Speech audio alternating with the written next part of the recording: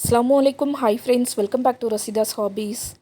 இந்த vlog வந்துட்டு எங்களோட Trichy to Doha flight travel vlog தான். டைரக்ட் ஃப்ளைட்டு ஏர் இந்தியா எக்ஸ்பிரஸில். எங்களோட வெக்கேஷன் டைமும் முடிஞ்சிருச்சு. கத்தாருக்கு ரிட்டர்ன் போக வேண்டிய நாளும் வந்துருச்சு.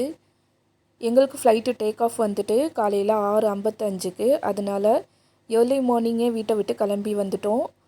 ஒரு 3 மணி போல் வந்து எங்களோட ட்ராவலை வந்து ஸ்டார்ட் பண்ணோம் வீட்டிலேருந்து.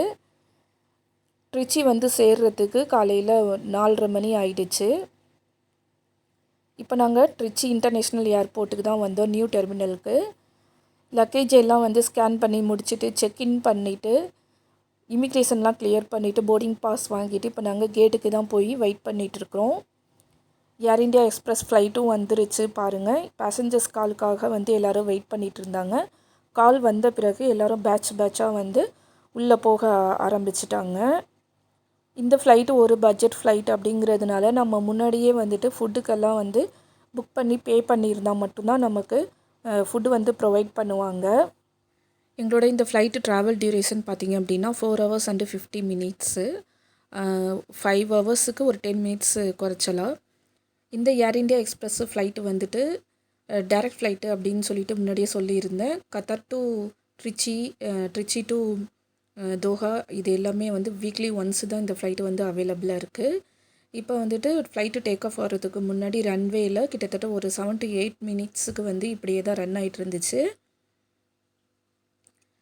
ஃப்ளைட்டுக்கு உள்ளே இருந்து விண்டோ வழியாக வெளியில் பார்க்கும்போது வியூ எப்படி இருக்கும் அப்படின்னு சொல்லிட்டு இதுக்கு முன்னாடி நான் வந்து ஸ்ரீலங்கன் ஏர்லைன்ஸில் அப்புறம் இண்டிகோவில் இதிலலாம் வந்து போயிருக்கிறப்ப நிறைய vlog வந்து அப்லோட் பண்ணியிருக்கிறேன். அதோட லிங்க் எல்லாம் வந்து ஐ பட்டனில் கொடுக்குறேன், எண்டு ஸ்க்ரீன்லேயும் கொடுக்குறேன். உங்களுக்கு இன்ட்ரெஸ்ட் இருந்துச்சுன்னா அந்த வீடியோலாம் கிளிக் பண்ணி பாருங்கள். இப்போ வந்துட்டு ஃப்ளைட்டு வந்து டேக் ஆஃப் ஆக போகுது. இதே ஏர் இந்தியா எக்ஸ்பிரஸில் Doha to Trichy flight travel vlogகும் வந்து அப்லோட் பண்ணியிருக்கிறேன். அதோட லிங்க்கும் ஐ பட்டனில் கொடுக்குறேன். உங்களுக்கு இன்ட்ரெஸ்ட் இருந்துச்சுன்னா அந்த vlogகையும் போய் பாருங்கள். ஃப்ளைட்டு டேக் ஆஃப் ஆன கொஞ்சம் நேரத்துலேயே வந்துட்டு நாங்கள் எல்லாருமே வந்து தூங்க ஆரம்பிச்சிட்டோம். ஏன்னா வந்து வீட்டை விட்டு காலையில் ஏர்லி மார்னிங் ஒரு 3 o'clock போலலாம் வந்து வீட்டை விட்டு கிளம்பி வந்துட்டோம். நைட்டெல்லாம் வந்து சரியாக தூங்கலை.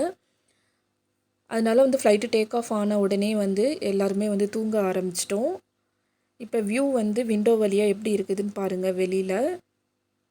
இந்த ஃப்ளைட்டு ஒரு பட்ஜெட் ஃப்ளைட் அப்படிங்கிறதுனால நமக்கு வந்து டைம் பாஸுக்கு எந்த ஃபெசிலிட்டிஸுமே இருக்காது. அதாவது இந்த டிவி அந்த மாதிரிலாம் எதுவுமே இருக்காது இந்த ஃப்ளைட்டில்.